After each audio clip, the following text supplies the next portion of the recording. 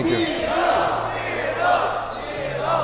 go. That's the love right there. How are you? You got your little coffee? I got me some coffee. I'm good. I guess for me, like you've been dealing with stuff like this since you were like in high school, right? It's like you had people that knew your name. They came to games to watch you, and to see it now, it's like, what is that feeling change? Is it still like shock? Is it still like this is just like what life is? Because I feel like that's something that a normal human being, they don't, like even me, like when I come out here and the people are chanting Logan and stuff, it's like that's a shock. It's like Sick. what? Like, and so I don't really know how to feel. And it's like for you, you've been doing that your whole life.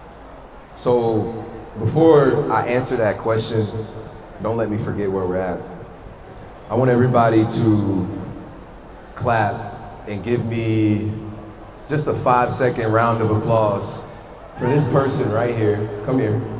This person right here. Can you tell them to clap for you? I know that doesn't sound right to do, but they. Wait, should I say? Yeah, you gotta sit. 他们说第一楼说要让你们为我鼓掌， No, louder, like louder.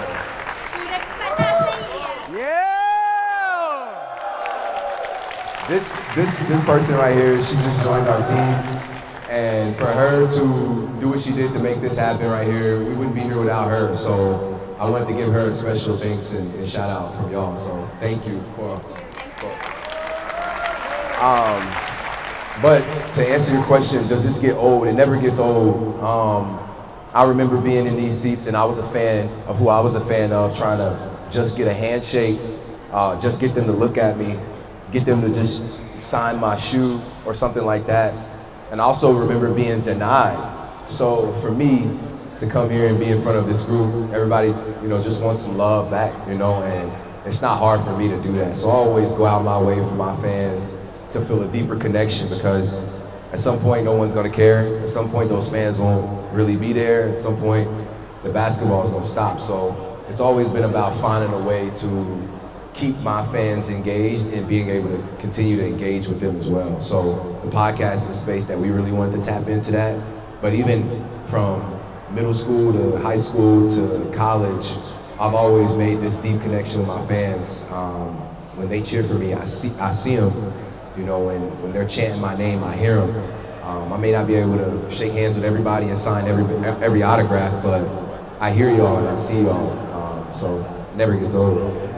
From the first time we came to China to this time, you even said on the last time we were talking, it's like the teams got bigger. We started executing everything we wanted to do.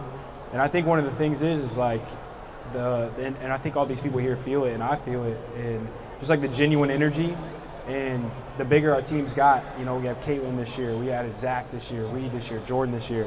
It's like that energy is contagious because all these guys are just good people and we come out here and we're surrounded by it. So it's a crazy feeling. It's hard to explain, hard to put into words, but No, you can definitely feel that.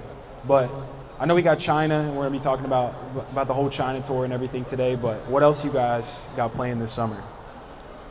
I mean, where should I start? Man, we got a lot of things. I mean, we got a couple more live podcasts in the works, so this is the first test. I enjoy the live vibe. This right here is like, I'm slowly getting a little comfortable. I see my friends and family over here. Like feels like we're right in our backyard, huh? Yeah, the backyard, baby. But we got a lot of cool golf stuff planned. Definitely. I know one thing that you talked to me about a lot was just kind of like the mindset of the summer, and like how you want to feel, where you want your mind to be, your body to be, and stuff for this summer. So we haven't really kind of chopped that up about it. So. Obviously, the mentality that it takes to be a professional athlete is something that may go unnoticed. It's not easy, but to be in a position to where your whole team and your surrounding group of people help you stay right on that fine line of focus and I don't know, the mental toll that it can drag you down with, you need to be able to rely on your friends and family to keep you there and steady. And that's what my folks do. They do such a well job of keeping it honest with me, allowing me to be myself and speak my mind. And any ideas we have, it's not just me trying to execute, it's the whole team trying to execute. And it's almost like owning a business, but everybody's the owner. So I try to focus on my mentality in whatever I'm doing. I've just finished my 10th year in the NBA. So for me, my mentality has definitely shifted on what's going to be next for the next 10 years. Basketball is going to last so long, but to have the opportunity to prepare for the future now has always been my focus. Being a 10-year vet, what's your aspiration for you, yourself, and the team next year? Yeah, I think the experience and the preparation has grown over time. The longer I've been in the league, the older you realize you're getting. So trying to keep my body right, so I don't have to get right, I just try to keep it right. Like I touched on a second ago, my mentality and my mind has been something that I've always tried to prioritize and keep prepared for any given situation and adversity. But like he asked about All-Star Year. All-Star Year was a fun year for me as well. I had an opportunity to lock in on all cylinders, from sleep, how important sleep is, from taking care of my body and recovery, from not overdoing gym and working out and killing myself in the gym, finding a balance and all of that. So I think, like I said, the older I've gotten, the smarter I've gotten to be more durable. What's up? What up, what up? What up? Big swag. I like your swag right Thank you. here. Appreciate that. Undefeated, I'm a okay. huge fan of backyard too, and basically I watched most of the episodes. Yeah. And you guys talk about the mindset a lot. Like, what's your when you face the upset and depressed, this kind of mental things? Like, what's the best thing to do with that? I think, obviously, you can get as low as you could possibly get when it comes to mental health, right? But once again, the people that you all don't know are behind the scenes that are keeping me sane, they're all here. They're all right here. They're all right here. They're all right here. So for me, wherever I'm at, whatever I'm doing, I bring my team with me because I know it's going to be hard. It's not easy. So I always have that preparation, I always have that foundation to fall back onto, because I know it is going to get hard. Adversity is going to happen. But I always tell everybody I'm around, like, you're only going to get as low as you want to be. So when you get low, don't get too low. And when you get high, don't be too high. Stay even killed. Yeah, no problem. Let Link, I want him to answer that too. For sure. When you're talking about that, you guys have like such a long season, right? So it's like you guys have 82 games. You might have the playoffs after that. Yeah, I love that. You got practice before the season. So you guys are constantly on the move. You guys are constantly going. So you're saying that your team is who's kind of helping you stay even keel. Hell yeah. At what point in your career did you realize that, or has How important my team was? Yeah, how important your team was. Listening to your family, but not only that, but like who to listen to, because you got a lot of people coming and being in your ear, talking to you, texting you, and all that. So I guess, when did you realize that, and then how do you decipher who to listen to and get through that? Where's my brother? Nature. I don't know, Tone. You remember Rob Laura? He used to say, how many guys you got hanging out with you? How many of those guys are on scholarship? Remember he used to say that? Yeah. So we had a security guard. My rookie year, he used to always ask, how many of my friends were hanging out with me? How many of my friends were just along for the ride? And he'd be like, he would plant seeds in my mind where it was like, they're not gonna be there forever. They're not gonna be on scholarship forever. Scholarship lasts 4 years, maybe 6. So to have your friends and people that don't really bring any value to what you're doing on scholarship for too long of a period of time is only gonna bring you down. And when he said that, it resonated at a young age that people are gonna fade away, people are on scholarship now, but eventually everybody's gotta bring something to the table. So for me, I don't really have friends that don't bring anything to the table. Everybody that I hang out with is doing their own thing. They got their own motion, and they're trying to continue to build what they're doing. And if I can help them, I'm front row, front line, trying to help them. So I say that to say, I knew that at a young age that people were gonna fade, but I also knew that if you create a platform or an avenue for them to blossom and grow and do what they want to do, it allows us all to be together for a longer period of time, longer than that 4-year scholarship that they say, right? So. I think what you're trying to say is, you have a mutual aspiration in some way. It wouldn't be the same without my folks. Like, if I was here without my people right now, I wouldn't feel the same. So I need my people. Hello, it's an honor to have you here. And I know you're an amazing golf player as well. Yeah. So the first question is that I'm curious about what's your score this morning. What do you see golf in your life? No comment. No, I'm just playing.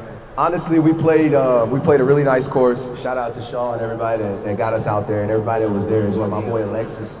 I don't know if he's here yet, but golf is bigger than just shooting a good score for me. Honestly, it's the mental gymnastics that golf offers, and it allows you to overcome, to be as low as possible, to be humble, to be on a high horse. It allows you to go through every emotion on the course if you allow it. And I attack it like that every day. I know that I'm gonna be sad, I know I'm gonna be mad, and sometimes I can't control it, but it's bigger than a score for me. And to answer your question, I played like dog shit, and it wasn't good, but I had a great time once again, so. Are you planning to work on a game, your craft? You've been doing it for the last 10 years. Yeah, I mean, one thing is working on basketball, and the other thing is taking care of your body. So for everybody in here, like I said, I got my whole team here. So when it comes to working on basketball, that's one thing. But when it comes to working on your body, that's another thing. So this guy right here, Dr. Bill, don't stand up for him one time. This Dr. Bill right here, this dude right here is the reason that I'm in shape to this day. So I focus on my body all year, so I don't have to get back in shape. I try to stay in shape. There's just something timeless about Scotch and golf. Two icons that go hand in hand. There's just nothing like raising a glass of Johnny Walker after a round. For over a century, Johnny Walker shared his bold spirit with the game of golf. Now that legacy continues with the reimagined classic cocktails like Keep Walking 18, a fresh whiskey twist on the timeless mule. Whether you're on the course or kicking back at the 19th hole, Johnny Walker Black Label brings bold flavor to every round. Grab a bottle at thebar.com and check out johnnywalker.com/clubhouse. Please drink responsibly. Game on. Week 1 starts now, and every touchdown brings you closer to a payout with DraftKings Sportsbook, an official sports betting partner of the NFL. This isn't just football. It's first touchdown fireworks anytime, TD, rushes, and live bets that ride every momentum shift at DraftKings. Every play is your next shot to win. First week, you got Joe Burrow, 3+ touchdowns. Odds are plus 171. So if you like those, go smash it. Lines are subject to change. For new customers, this one's for you. Bet just $5 and you get $300 in bonus bets instantly. Plus grab over $200 on NFL Sunday Ticket from YouTube and YouTube TV. Your season starts now. Download the DraftKings Sportsbook app and use code BACKYARD. That's code BACKYARD to get $300. That's $300 in bonus bets instantly when you place your first bet of $5 or more, plus over $200 off on NFL Sunday Ticket from YouTube and YouTube TV. In partnership with DraftKings, the crown is yours. Gambling problem? Call 1-800-GAMBLER. In New York, call 877-8-HOPE-NY or text HOPE-NY, that's HOPENY, 467-369. In Connecticut, help is available for problem gambling. Call 888-789-777 or visit ccpg.org. Please play responsibly. On behalf of Boot Hill Casino and Resort, Kansas, 21 plus age and eligibility varies by jurisdiction. Fees may apply in Illinois. Void in Ontario. Bonus bets expire 7 days after issuance. See sportsbook.draftkings.com/promos. NFL Sunday Ticket. Offer for new subscribers only and auto renews until canceled. Digital games and commercial use excluded. Restriction apply. Additional NFL Sunday Ticket terms at youtube.com/go/NFL Sunday Ticket/terms. Limited offer. I think for me, I've been around, I think this is year 7 or 8, bro, which is crazy to say. But that was one of the coolest things for me to see, was behind the scenes of just what the world doesn't see.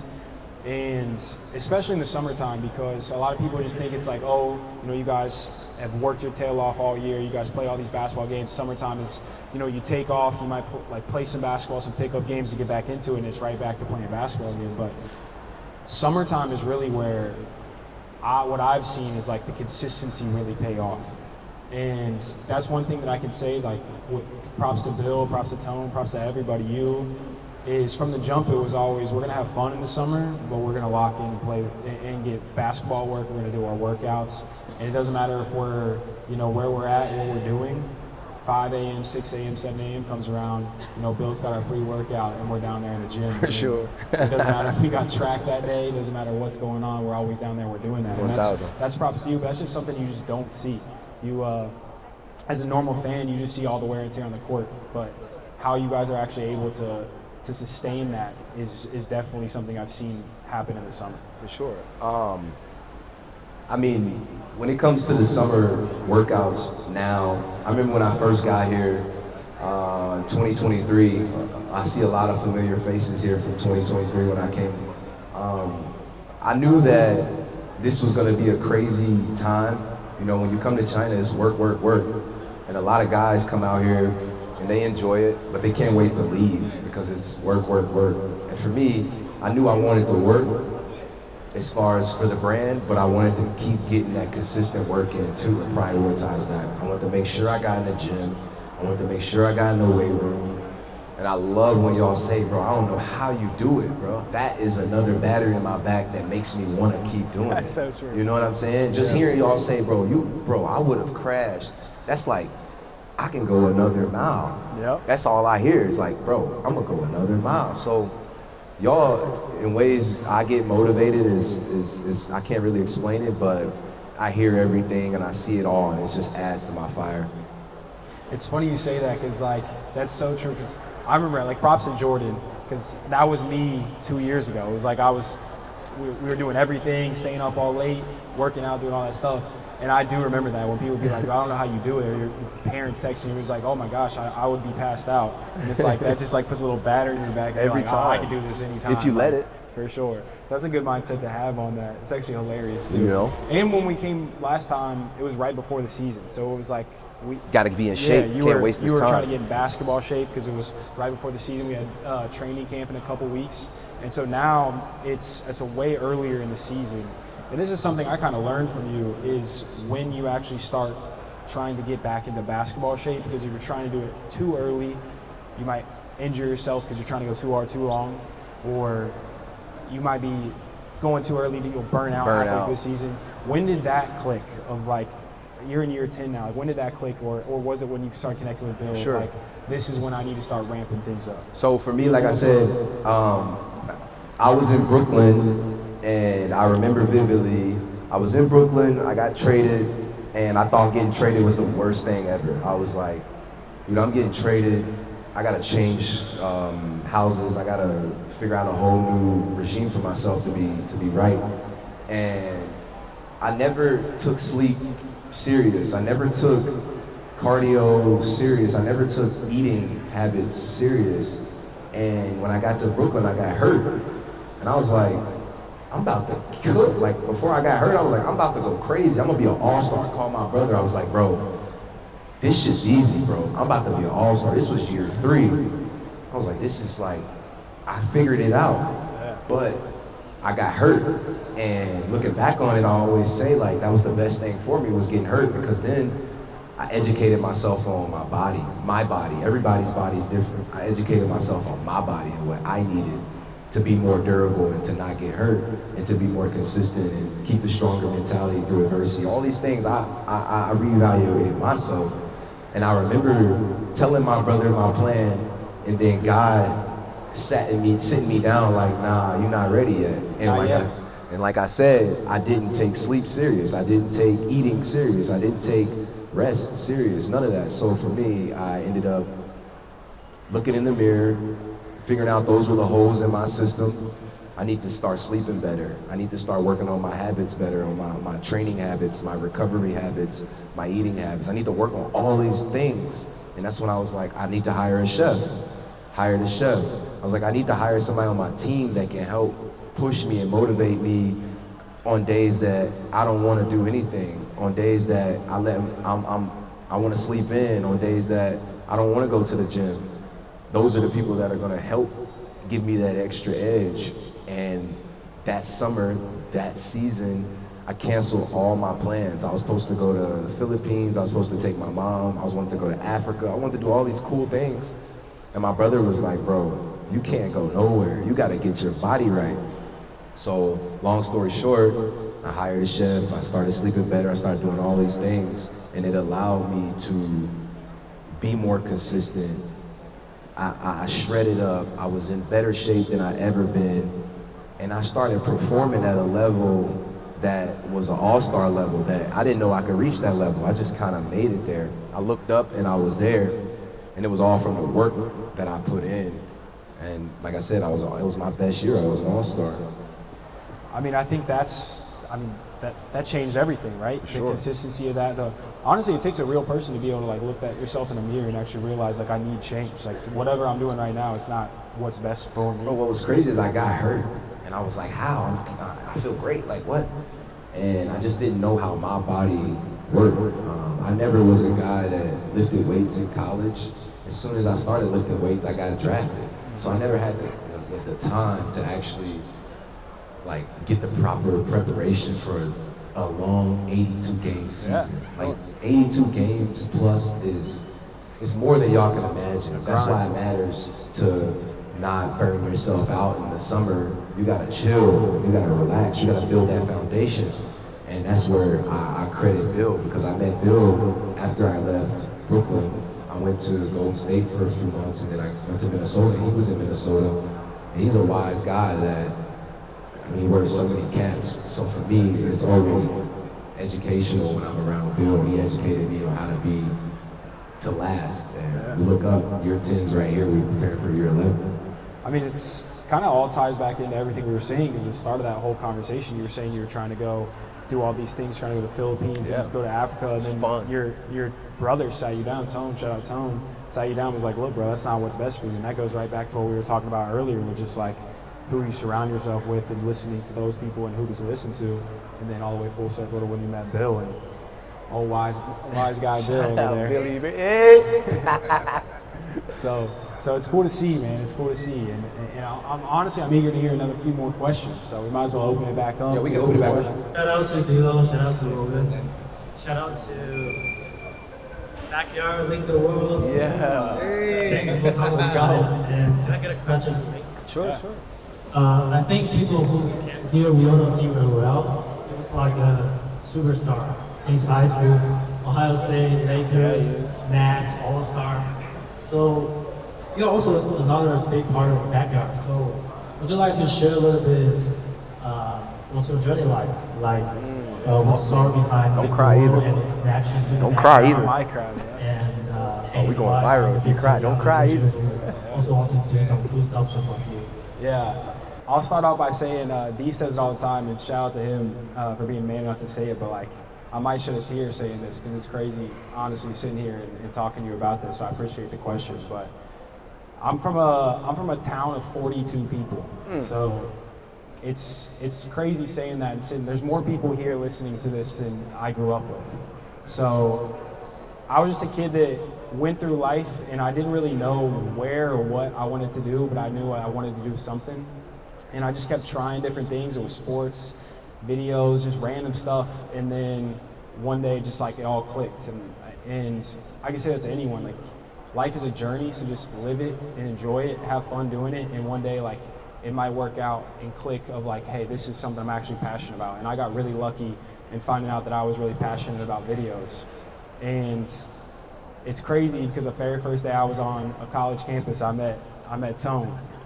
And it's D'Angelo's older brother, and Tone took me in. I said, I like your shoes, and we just played basketball together, hung out, we started talking basketball, and then like 3 months later, I found out his brother was one of the best basketball players in college basketball, and he was going number 2 in the draft that year. So from then on, I just started doing videos, and then one day I got a text from Tone, was like, hey, pull up. And I met D, and from then on, it was just like, it was all love. It was just genuine energy. And we just filmed everything and had a blast doing it. And to be honest with you, sitting here right now and seeing like Jordan and seeing him be able to do all this stuff with us, and then seeing like Zach and Regan do everything too, it honestly just puts the biggest smile on my face, because just a few years ago I was in their shoes. And now it's like I'm up here with a microphone talking to you guys, and it's crazy. Life's crazy, and God is good. So I appreciate the question, man, and follow your dreams. That's really all I can say in a really long-winded question. So Don't cry, Logan. Stop it. Shit, you, bro. 他其实是一个创业家，他在大学的时候 Oh, he's lit. Look at him. yeah. Hi, Dila. 你好。 Yeah. I'm your trading card collectors. I followed you about 10 years. When you rookie years, I followed you. So I want to ask you some questions about you. Your career in NBA about 10 years. So 10 years, 10 seasons. Which season is your favorite season? I mean, I want you to be able to translate this back to them in a bottled up way that they can hear it. So I'm gonna keep it short. But my first year was probably my favorite year because I was a fan of the NBA before I was in the NBA. So when I got to the NBA, all the players that I saw and looked up to were right next to me. They got halos on them. It wasn't real. Like it was like if I touched you, my hand would go through. So I didn't believe that I would be where I was at. I just kind of worked and I ended up being there. But my first year when I got exposed to every player that I played against, they dominated me. I wasn't good enough. I was young. I needed work. And getting that exposure to where how much I could be better, how much growth I could add to myself and my game, it motivated me.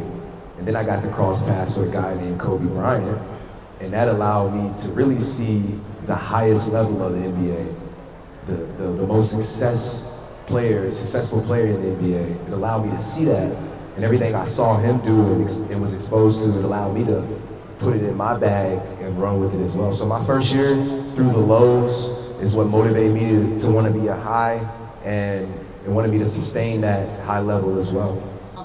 Dude, I used to go through it, bro. Really? In the game, playing against dudes, Just like go through it because I was humbled every game. I'm scared. I'm like, I gotta guard him, or like, scared to talk to him. when did it become like, oh, this is just like an When Kobe snapped on me, when he was playing against Portland, against Dame Lillard, Dame was going at us. He had like 30, 40 in the first half. Dame was like, he was guarding Dame? yeah. But I wasn't guarding him. I was watching him. I was just like, Kobe saw it the whole time. he was just like, what, you gonna let the motherfucker score 50? Like, looked at me in front of everybody, and I was like, oh. So then I realized, like, I'm here. Yeah. I'm not watching this on TV. Like, literally, it was a moment. The welcome to NBA moment. Is there any story that you want to share regarding Kobe? I talk about Kobe's last game, right? Kobe was a guy that he just reeked confidence, like reeked it. Like his confidence was at a level that if someone acted like that, if they acted like they were that confident, you would be able to tell it wasn't real. It was bluff. And it was so many moments where I would watch him and see if he was bluffing. And it was really him. And that's when I realized, like, confidence is something that can take you a long way. Obviously, there's levels that you psych yourself out and think it's real, but there's a balance, there's a level that you reach to where you can achieve a lot of things with that level of confidence. So once I seen Kobe's confidence and how he struggled when I was there, he wasn't shooting the ball good, he struggled. And I remember going up to him as an 18-year-old rookie, and I was just like, keep shooting, you'll be all right. We're gonna put that clip in this, because it was a clip they asked him during his interview, and they were like, oh, young player told you to keep shooting, how'd that make you feel? And Kobe, I told him, keep shooting, man, you'll be all right. He looked at me, he was like, man, you think I'm worried about these shots? He's like, I got more shots that I've missed, more shots that I've made, like that I could ever even imagine. So I don't care if I go 3 for 20 or 5 for 15 or whatever. He didn't care about that. His confidence stayed at this level, and I took a lot from that, honestly. Sure. What was some of the advice you give to professional athletes, especially in basketball? Man, honestly, I talk more about it's never really about basketball when I'm talking to basketball players about advice and stuff like that. It's always about, I was just talking to my boy about it, as far as your brand, and as far as your want to do outside of basketball. You know, when basketball's done, what are you gonna do? And a lot of players get that confused thinking that when I'm done playing, this is what I'm gonna do. But when you're done playing, what you're gonna do, that's what you should be working on now. you know, and that's what I always preach when I'm talking to younger players, older players, whatever player. Like, you should be buying a house if you can afford it. You should be trying to set your kids up for a camp or something, or how can they get better while you're in the, expose them to the locker rooms and to be around the players, and like there's a blank canvas in the NBA to where a lot of stuff that y'all see is what y'all see, but there's a lot of stuff behind the scenes that the NBA allows us to do to help branch off and be bigger than what we are. And without the NBA, I wouldn't be here, right? Without the NBA, I wouldn't be doing some of the things that I'm doing now. 10 years ago, of being this young, naive kid, I know what was next, to being exposed and expanded from that exposure. It's pretty amazing to hear what you said, because you sounded like an educator, you know. Everybody knows you like a basketball player, it's great. But what you just told people is that you need to plan yourself, you need to keep your mental health, prepare every day for what you can do on the court. So, like, aside from basketball, what gave you the most inspiration, you know, during your college or during growing up? Kobe Bryant. Like I said, I was exposed to Kobe Bryant at a young age. I don't know how to explain it, but I got lucky being around him at the age that I was around him at, and it allowed me to hear him later. I didn't hear him when I was next to him. I didn't understand what he was saying when I was next to him, but later in life, anytime there was something that happened, I heard his message reappear. And it was just like, he said that was gonna happen. And he always talked about preparing for life after basketball, now, not later. So then that's when I kind of ran with the now slogan. And I was just like, everything's all about now. The worst thing that we can do is think that we have time for later. Later's not promised, so how could we confuse ourselves thinking that we got later? And there's later's not promised. So I always focused on the now. I fell in love with videography and photography to be able to document everything that I'm doing so I can look back on it. Now I have kids, to be able to show my kids what I was talking about and put a picture on the words and a visual on what I'm trying to explain. We got it all documented now, so that's my motivation. I think another thing, man, just to piggyback off what you asked, is something that D'Angelo always says that's really just kind of hit home and stuck out to me. You mentioned earlier in the pod was exposure is expansion. And that's something that, like for me, growing up where I grew up in such a small town, getting to hang around guys like Tone, came from a completely different part of the world that I came from, a completely different life. He taught me things. Zay, another guy, taught me things that I never would have. Getting around D, like he would always tell me, like one thing that always stuck out with D, I got it tatted on me, is like, be you. Like it's something that he ingrained in me. And just by being around different people has allowed me to really kind of learn just different things from different people, inspire me in different ways. And it's something that like now I go home and I can like inspire my family and people that are still back home that haven't got to leave and haven't got to like see other things. So just being able to kind of learn from the people around you and expanding who you can learn from so you can take that, put it in your bag and give that to somebody else. So that's something that they've honestly taught me more than anything, and I appreciate that more than anything. We did it, so. Once again, Backyard Pod, we on tour with it, coming soon to y'all. Make sure y'all stay tuned to this episode. It's gonna be a lot, front row, from golf, from China tour, from shoe drop, to Link the World, trying to make us all cry in here. But it's all good, we here y'all, we gonna keep you going, stay tuned. Appreciate y'all that are here, appreciate y'all tuning in, we out. You did.